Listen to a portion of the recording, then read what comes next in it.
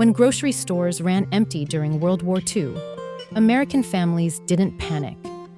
They turned to their backyards and grew crops that modern gardeners have completely forgotten. These weren't your typical tomatoes or cucumbers. These were hardy, high-calorie crops specifically chosen because they could survive neglect, poor soil, and unpredictable weather, while feeding a family for months on end. My grandmother survived on these exact crops during rationing. She kept detailed garden journals that I still reference today in my own California garden. Today, I'm revealing 19 super crops that kept families alive during the worst food shortages in American history. Some of these will surprise you. Others will change how you think about gardening entirely. If you want real food security, forget what you think you know about vegetable gardening. Let's go. Before we start, I need to explain something important about World War II gardens. These weren't hobby gardens. They weren't grown for fun or for perfect Instagram photos.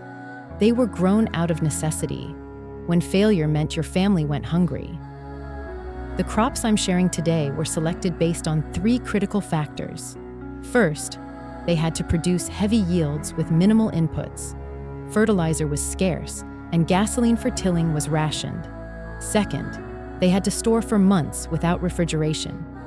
Freezers were rare, and canning supplies were limited. Third, they had to be nearly fail-proof.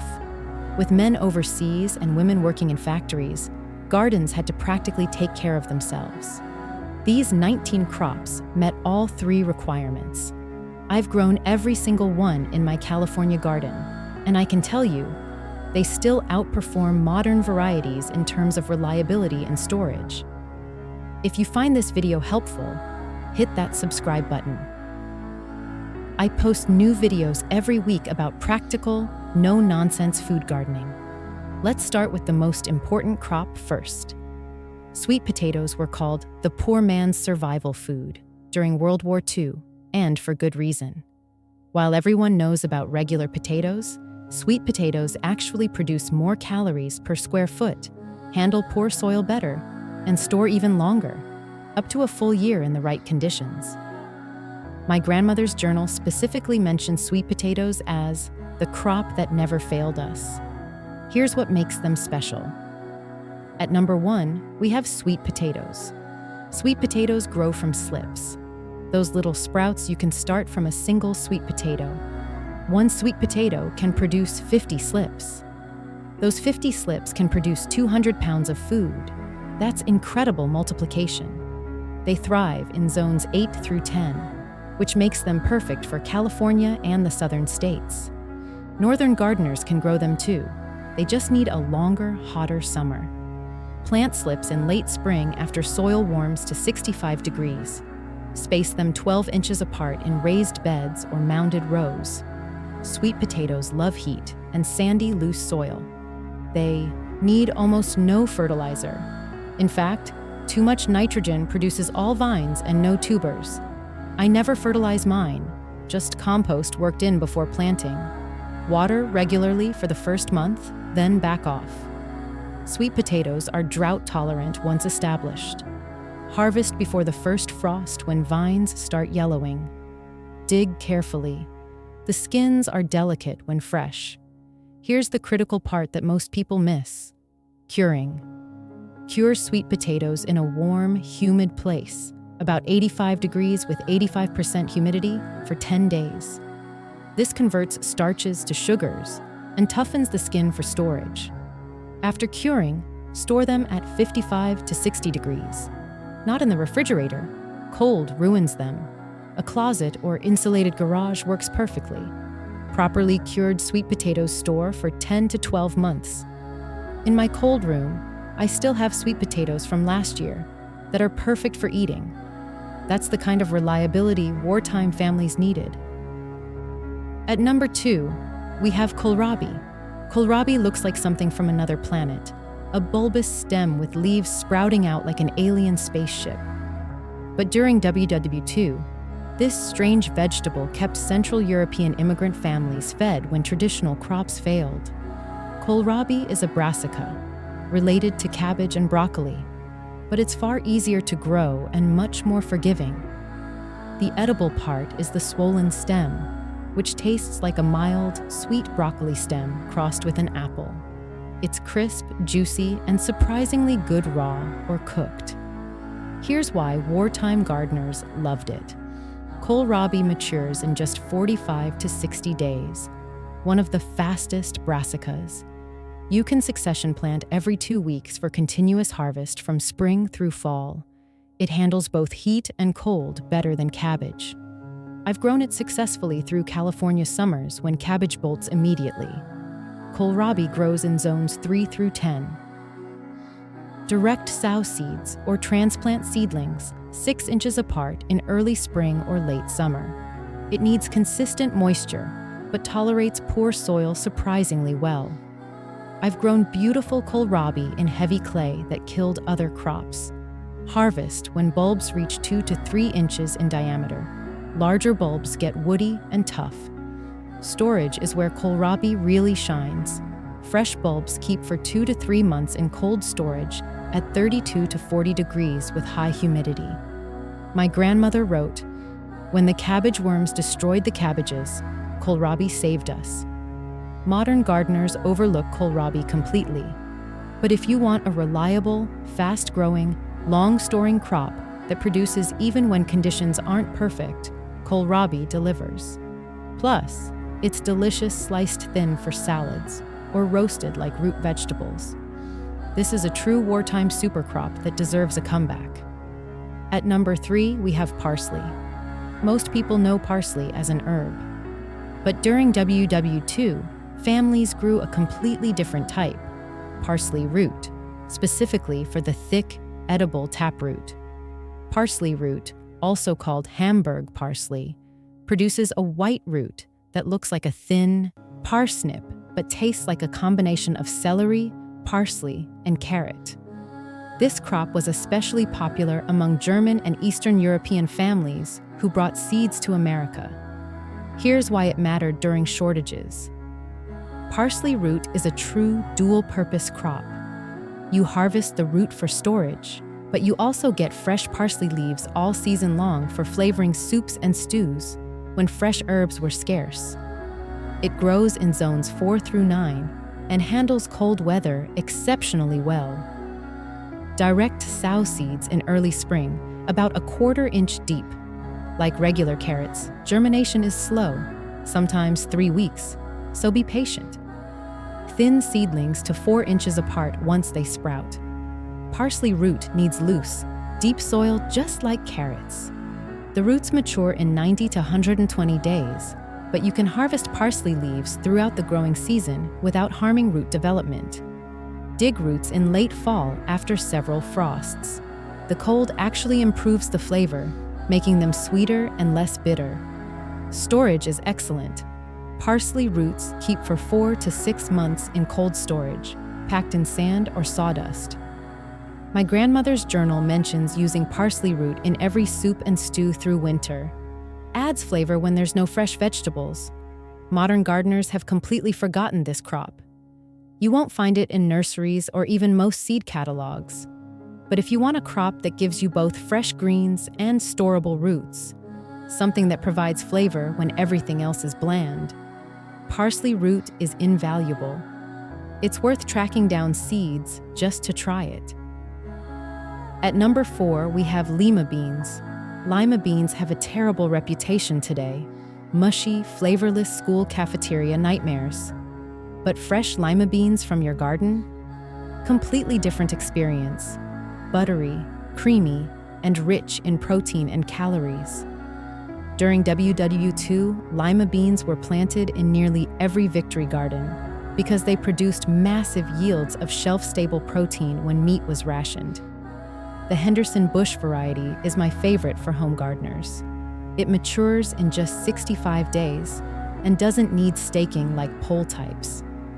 Lima beans grow in zones 4 through 10 but need warm soil, at least 65 degrees, to germinate.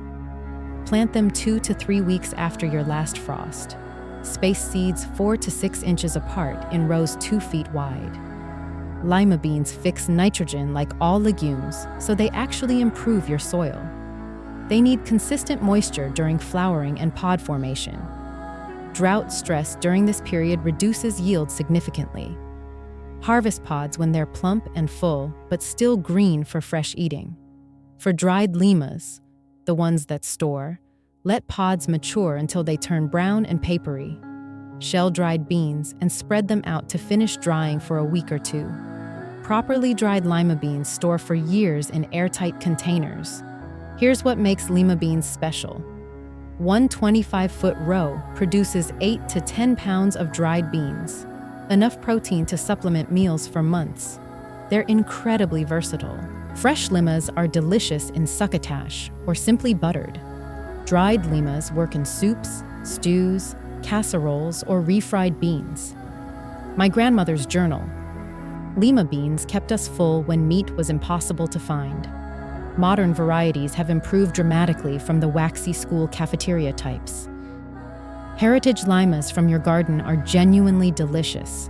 Don't skip this crop based on childhood memories. It's too valuable. At number 5, we have Mangel beets, also called Mangel wurzels, are the giants of the beet family. While regular table beets grow to the size of a tennis ball, Mangel beets grow to the size of a football.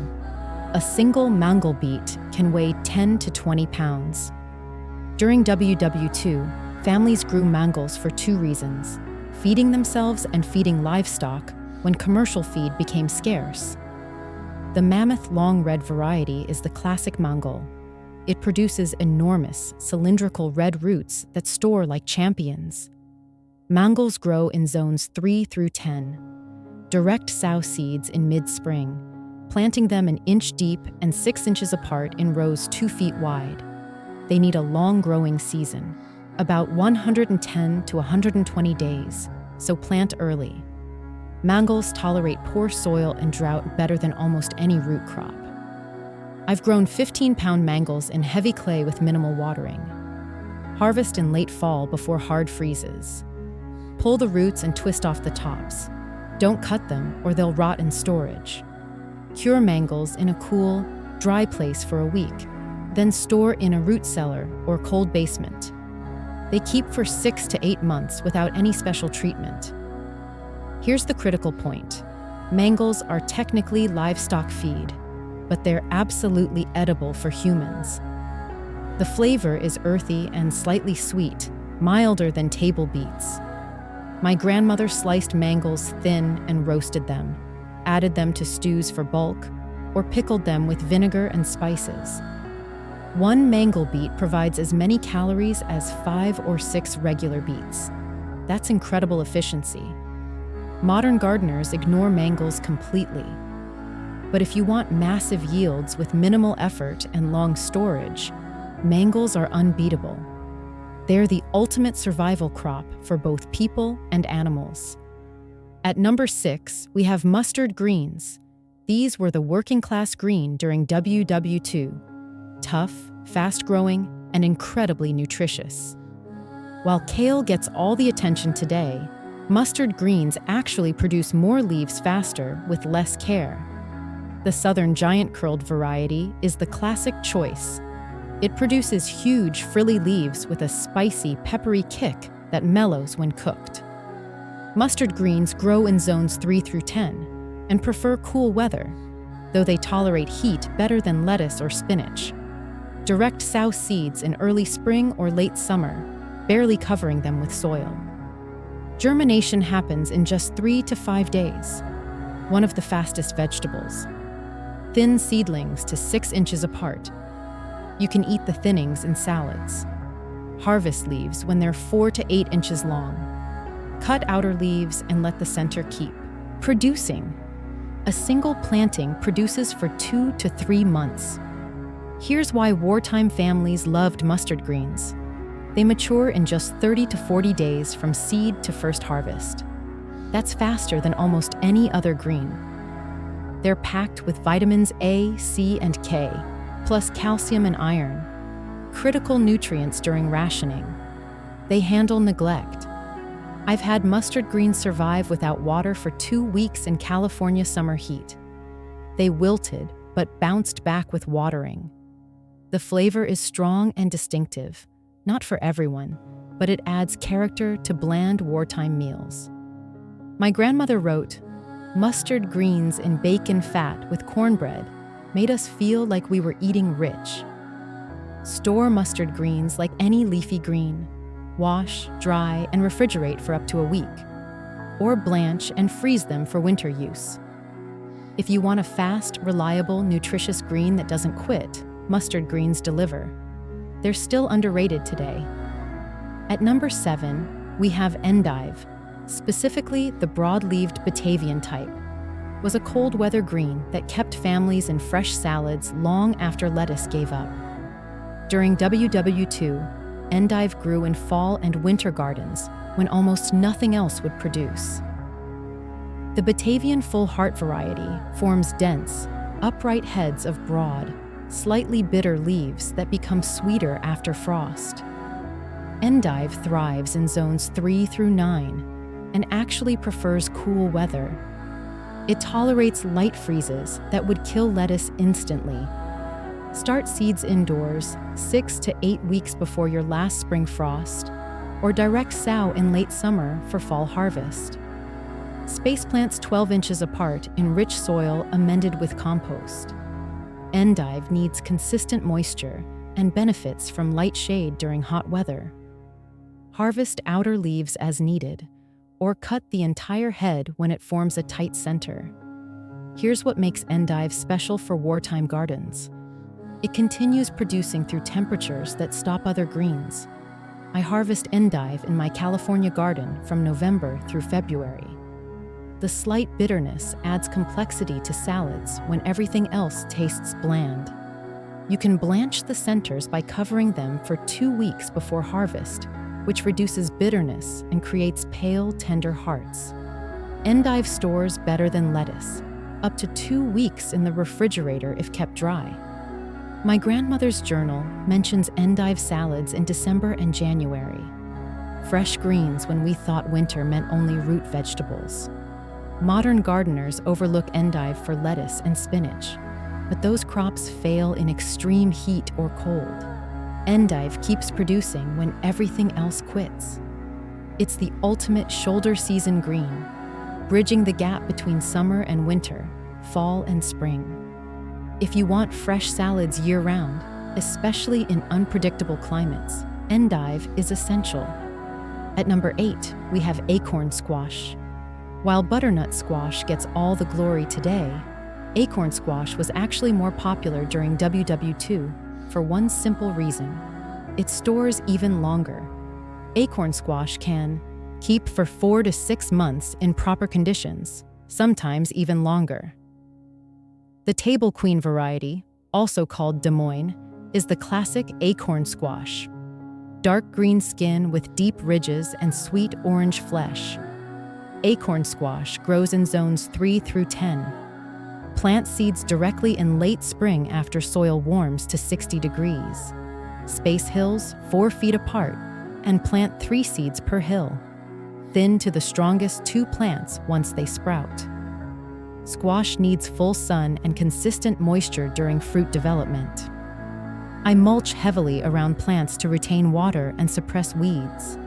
Harvest when fruits turn completely dark green and the spot where they touch the ground turns orange-yellow.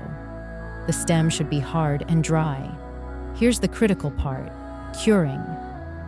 Cure acorn squash in a warm, dry location for 10 to 14 days. This hardens the skin and converts starches to sugars. Store cured squash at 50 to 55 degrees, slightly cooler than sweet potatoes, but warmer than root vegetables. Each vine produces 5 to 8 squash, weighing 1 to 2 pounds each. Wartime families loved acorn squash because you could bake it with minimal fuel. Just split it in half, scoop out seeds, and roast. No peeling required. The small size meant 1 squash fed 2 people perfectly.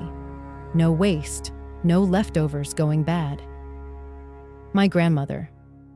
Acorn squash lasted until spring. We ate the last ones in April. Modern gardeners overlook acorn squash for larger winter squash varieties. But for long storage and perfect portion sizes, acorn squash still wins. At 9, we have Salsify.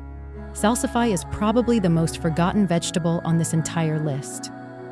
Also called oyster plant, because its flavor supposedly resembles oysters, Salsify produces long, thin, white roots that store exceptionally well. During WW2, Salsify provided a unique flavor when variety in meals was nearly impossible. The Mammoth Sandwich Island variety is the standard for home gardeners. Long, smooth roots with creamy white flesh. Salsify grows in zones 3 through 9. Direct sow seeds in early spring as soon as soil can be worked. Plant seeds half an inch deep in loose, deep soil, just like carrots or parsnips. Germination is slow, sometimes taking 2 to 3 weeks. Thin seedlings to 3 inches apart. Salsify needs a long season, 120 days, so plant early. The roots are best harvested after frost, which sweetens the flavor. You can leave them in the ground all winter and dig as needed. Storage is excellent. Salsify roots keep for 3 to 4 months in cold storage, packed in sand or sawdust. Here's why Salsify mattered. The flavor is unique and complex, earthy, slightly sweet, with that subtle oyster-like quality. It added variety to monotonous wartime meals. Both the roots and the young shoots are edible. Second-year plants produce edible flower buds similar to artichoke hearts. Salsify is nearly pest-free. I've never had issues with disease or insects. My grandmother's journal. Salsify made plain meals special. We looked forward to it. Finding Salsify seeds today is difficult. Most catalogs don't carry it, but it's worth the search. If you want a crop that provides unique flavor, stores well, and gives you something to look forward to in winter meals, Salsify is worth growing. It's truly forgotten, but it shouldn't be. Quick reminder, if you're finding this helpful, please hit that like button and subscribe to the channel. It really helps more gardeners discover these forgotten crops. And I post new videos every week about practical food gardening that actually works. All right, let's keep going. We're almost halfway through. At number 10, we have radishes. Radishes might seem too simple to include on this list, but during WW2, they served a critical purpose. Fast calories when families were waiting for slower crops to mature. The champion variety, a large, round, red radish, was specifically developed for heavy production and storage. Radishes grow in every single zone, 3 through 10, and mature faster than almost any vegetable. You can harvest in just 25 to 30 days from seed. Direct sow seeds as soon as the soil thaws in spring, planting them half an inch deep and 1 inch apart. Radishes need cool weather. They bolt and turn pithy in hot temperatures. Succession plant every week for continuous harvest through spring and again in fall. Here's why wartime gardeners planted radishes heavily. They fill the hunger gap between winter storage running out and summer crops coming in. You can plant radishes between rows of slower crops like cabbage or broccoli. They'll be harvested before the larger plants need the space. Radishes loosen soil as they grow, helping prepare beds for the next planting. Storage radishes, like champion or watermelon radish, actually keep for 2 to 3 months in cold storage. Most people don't know this. My grandmother wrote, "Radishes first, always. Something to eat while waiting for everything else." Modern gardeners plant a few radishes and forget about them. But during food shortages, radishes were planted by the hundred, providing quick, reliable food when every week mattered. Plant radishes not as a garnish, but as a serious crop. Succession, plant them weekly from early spring through late spring, then again from late summer through fall. They're fast, fail-proof, and more valuable than people realize. At number 11, we have leeks. They are the forgotten member of the onion family. Milder, sweeter, and far more cold-hardy than regular onions. During WW2, leeks were prized because they overwinter successfully, providing fresh vegetables in late winter and early spring when storage crops were running low. The American flag variety is the classic, long white shanks with blue-green leaves. Leeks grow in zones 3 through 9. Start seeds indoors 10 to 12 weeks before your last frost, then transplant seedlings in mid to late spring. Plant leeks 6 inches apart in trenches, 4 to 6 inches deep. As they grow, gradually fill in the trench to blanch the shanks white. Leeks need consistent moisture and benefit from side dressing with compost mid-season. Harvest begins in fall and continues through winter. In Zone 7 and warmer, leeks survive in the ground all winter under mulch. Here's what makes leeks special. They're incredibly cold-hardy. I've dug leeks from frozen ground in February, perfectly fresh and sweet. The flavor is mild and sweet, perfect for soups, stews, and braises when sharp onions would overpower. Leeks don't store as bulbs like onions, but they store in the garden itself. Just dig them as needed. One packet of seeds produces 100 plus leeks. That's an entire winter's worth of fresh allium flavor. My grandmother, leeks in potato soup made winter bearable. Modern gardeners skip leeks because they're slow-growing and require transplanting. But that's exactly why they're valuable. They provide fresh food when nothing else will. If you want fresh vegetables in January and February without a greenhouse, leeks are your answer. They're patient, reliable, and absolutely delicious. At number 12, we have cowpeas, also called field peas or black-eyed peas, were a southern staple that spread nationwide during WW2 when protein was scarce. Unlike garden peas, cowpeas thrive in heat. They produce heavily in hot, dry conditions that would destroy traditional peas. The California black-eye variety is my favorite. Prolific production, excellent flavor, and true to its name in my California garden. Cowpeas grow in zones 5 through 10, but really excel in zone 7 and warmer. Plant seeds directly after the last frost, when soil has warmed to 65 degrees. Space them 3 to 4 inches apart in rows 2 feet wide. Cowpeas fix nitrogen like all legumes, so they improve your soil while producing food. They're drought-tolerant once established, critical during wartime water restrictions. Harvest fresh pods for shelly peas when pods are plump but still green. Or let pods dry completely on the vine for dried peas that store indefinitely. Here's why cowpeas mattered during shortages. They produce in hot weather when other crops fail. July and August harvests filled the summer protein gap. Dried cowpeas store for years in sealed containers. True long-term food security. The plants grow quickly and produce heavily, up to 10 pounds per 25-foot row. Cowpeas fed both families and livestock. The dried vines made excellent animal fodder. My grandmother's journal, cowpeas with cornbread and greens, a full meal when meat was impossible. Modern gardeners in hot climates struggle with peas that bolt immediately. Cowpeas are the solution. If you live in the South or have hot summers, forget regular peas. Grow cowpeas instead. They're perfectly adapted to heat, drought, and poor soil. That's exactly what wartime gardeners needed. At 13, we have Radicchio, an Italian chicory, deep red leaves with white ribs that form tight, cabbage-like heads. During WW2, Italian-American families grew Radicchio for late fall and winter salads when lettuce was impossible to find.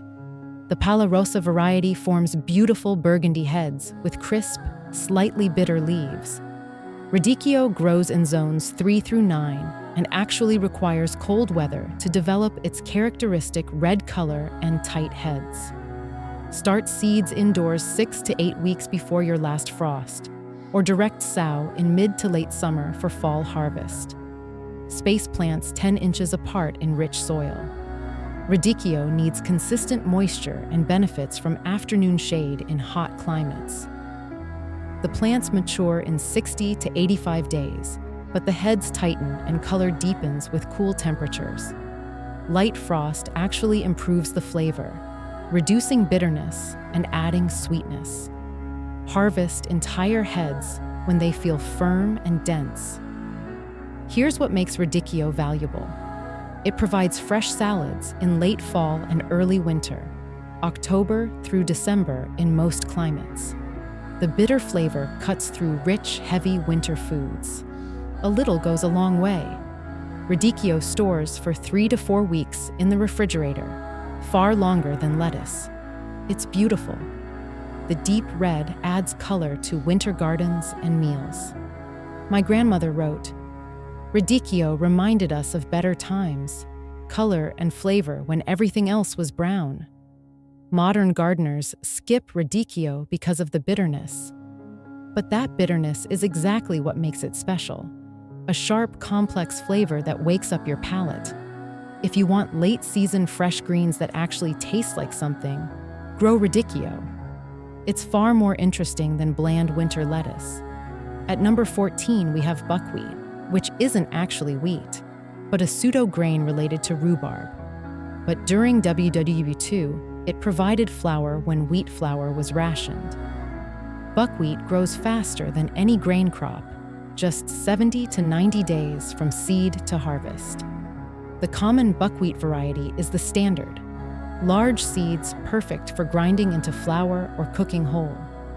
Buckwheat grows in zones 3 through 10 and thrives in poor soil that would starve other grains. Broadcast seeds in late spring after frost, scattering them over prepared soil and raking lightly to cover.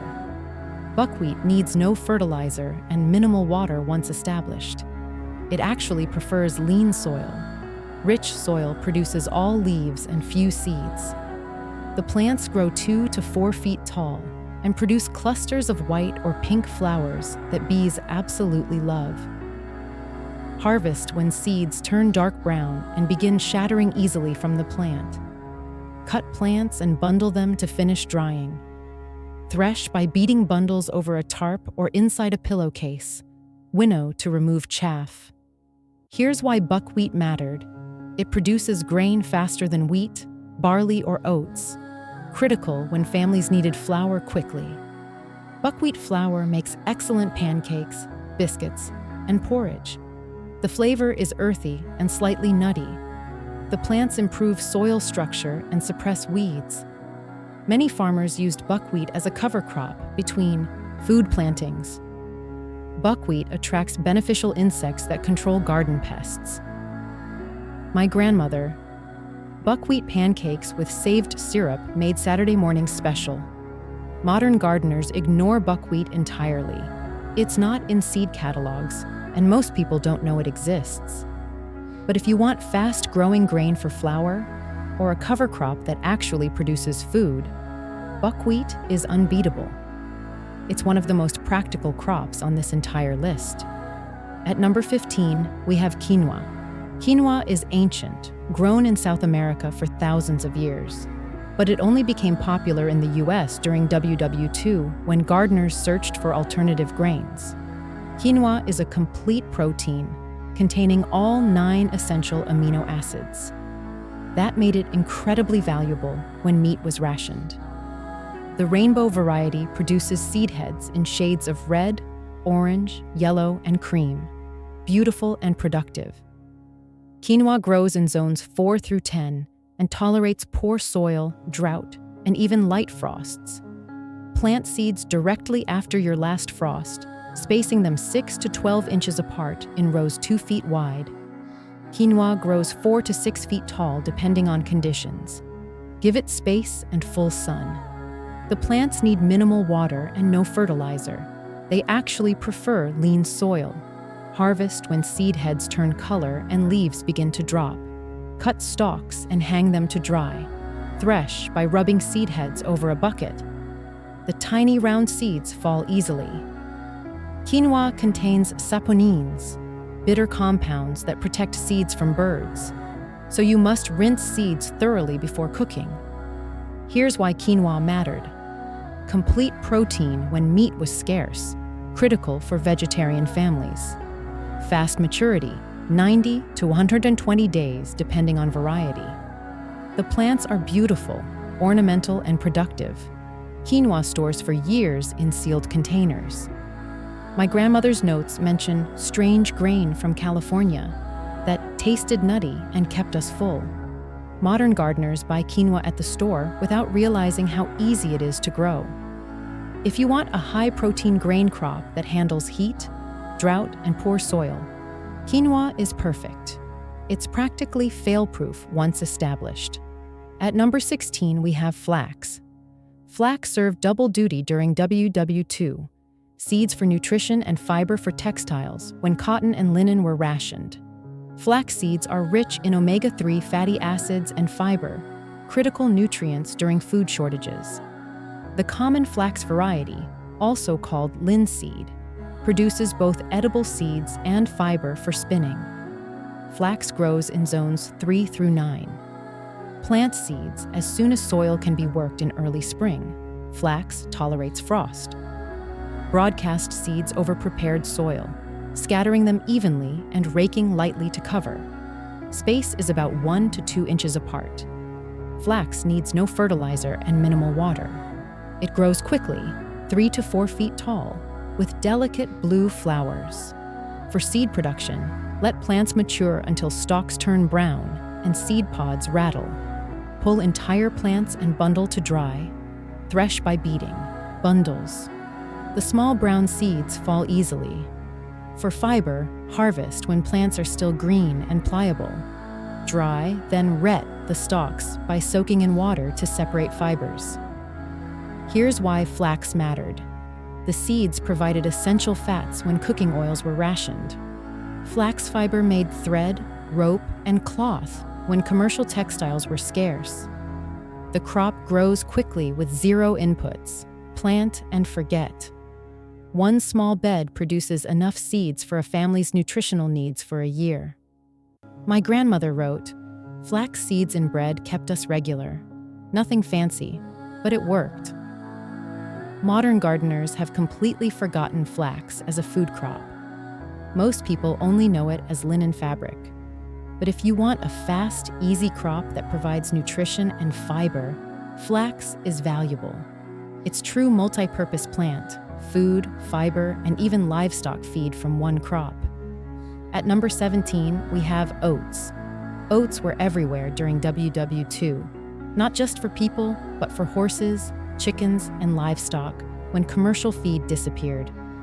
Homegrown oats provided breakfast cereal, flour for baking, and animal feed from a single planting.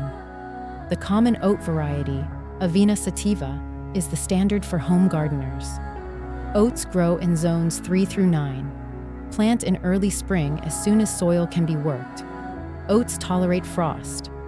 Broadcast seeds over prepared soil, scattering them evenly. Rake lightly to cover. Oats need cool weather to develop properly. They struggle in hot climates, but thrive in northern regions. The plants grow 3 to 4 feet tall with nodding seed heads. Harvest when stalks turn golden and seeds are hard. Cut plants and bundle them to finish drying. Thresh by beating bundles over a tarp. The oats fall free easily. Hull oats by rubbing between your hands or using a simple hand crank dehuller. Here's why oats mattered. Oatmeal for breakfast was a staple. Filling, nutritious, and cheap. Oat flour worked in baking when wheat flour was rationed. Chickens and livestock needed oats for protein and energy. The straw made bedding for animals and mulch for gardens. Oats grow quickly, 90 to 120 days, and produce heavily with minimal inputs. My grandmother. Oats every morning kept us working. Can't do hard work on an empty stomach. Modern gardeners never consider growing oats. But if you raise chickens, ducks, or goats, homegrown oats are incredibly valuable. Even without livestock, oats provide breakfast cereal and baking flour. If you have cool spring weather and space for a grain crop, oats are practical and productive. They're easier to grow than wheat and thresh more easily. At 18, we have peanuts, which aren't nuts. They're legumes that produce underground. During WW2, Southern families grew peanuts for protein, oil, and calories when other sources failed. The Virginia variety produces large, flavorful peanuts perfect for roasting or making peanut butter. Peanuts grow in zones 6 through 10 and need a long, hot growing season, at least 120 to 150 frost-free days. Plant seeds, raw peanuts in shells, 2 inches deep and 6 to 8 inches apart in loose, sandy soil after all danger of frost has passed. Peanuts need full sun and consistent moisture during flowering and pegging, when the plants send stems underground to form peanuts. Hill soil around plants as they grow, similar to potatoes. This gives peanuts more room to develop underground. Harvest when leaves turn yellow in fall, usually after the first light frost. Dig carefully to avoid breaking the brittle stems. Shake off soil and hang entire plants to dry for 2 to 4 weeks in a warm, airy location. Remove peanuts from plants and continue drying for another week before storing. Here's why peanuts mattered. They're incredibly calorie-dense, more than 160 calories per ounce. Peanuts provided protein, healthy fats, and essential nutrients when meat and cooking oil were rationed. Homegrown peanut butter became a staple when commercial peanut butter was hard to find. Properly dried peanuts store for 6 to 12 months in shells. My grandmother wrote, "Peanuts felt like a treat when everything else was plain." Modern gardeners in the South should grow peanuts. They're productive, fun to harvest, and genuinely delicious fresh from your garden. Roasted homegrown peanuts taste nothing like store-bought. They're richer, sweeter, and more complex, worth every bit of space they take. And finally, at number 19, we have chicory saved wartime families when coffee became impossible to find. The roasted roots of chicory taste remarkably similar to coffee, earthy, slightly bitter, and rich. The Magdeburg variety produces large, thick roots specifically for roasting and grinding. Chicory grows in zones 3 through 9. Direct sow seeds in early spring, planting them a 1/4 inch deep in loose, deep soil. Thin seedlings to 6 inches apart. Chicory grows 2 to 4 feet tall with bright blue flowers. The roots mature in 120 days. Dig roots in late fall after frost. Wash roots thoroughly, then chop them into small pieces. Roast pieces in the oven at 300 degrees until dark brown and fragrant, about 1 to 2 hours. Grind roasted chicory in a coffee grinder. Brew like coffee using 1 to 2 tablespoons per cup of water. Here's why chicory mattered. Coffee was rationed or completely unavailable during WW2. Families desperately missed their morning routine. Chicory provided a satisfying substitute, not identical to coffee, but close enough to feel normal. The young leaves are also edible as bitter salad greens, dual-purpose crop. Chicory is perennial in many zones, coming back year after year. My grandmother wrote, "Chicory coffee wasn't real coffee, but it was warm and familiar on cold mornings." Modern gardeners have no idea chicory can be grown for coffee substitute. Most people only know it as Radicchio's relative. But if you want a crop that provides both salad greens and a unique beverage, chicory is fascinating. It's not essential like potatoes or beans, but it represents something important, the small comforts that kept morale up during hard times. That matters too. These 19 crops aren't trendy. They're not Instagram-worthy or exciting, but they work. They've been tested under the worst conditions imaginable: food rationing, supply chain collapse, and genuine hunger. And they still produced. Here's what you need to understand. Modern gardening focuses on flavor, variety, and novelty. We chase heirloom tomatoes and exotic peppers because we can. But wartime gardening focused on survival, calories, nutrition, storage, and reliability. Those priorities created a completely different crop list. The crops I just shared aren't better because they're old or historical. They're better because they were selected under pressure, real life or death pressure. Every crop on this list earned its place by producing when failure meant hunger. Now, I'm not saying grocery stores will close tomorrow. I hope they never do. But I am saying this: the more food you can grow and store yourself, the more secure you become. Economic uncertainty, supply chain disruptions, rising food costs, these are real issues today. Growing crops that store for months without electricity or special equipment gives you options when others have none. My grandmother's garden journals taught me something important. Self-reliance isn't about perfection. It's about resilience. It's about having food when you need it, no matter what's happening outside your fence. These 19 crops provide that resilience. Start small. Pick 3 crops from this list. Maybe sweet potatoes, leeks, and dry beans. Grow them. Learn to store them. See how it feels to eat food you produced 6 months ago. Then expand from there. If this video helped you, please hit that like button and subscribe. I post practical gardening content every week. No fluff, just strategies that work. Thanks for watching. Now go plant something that matters.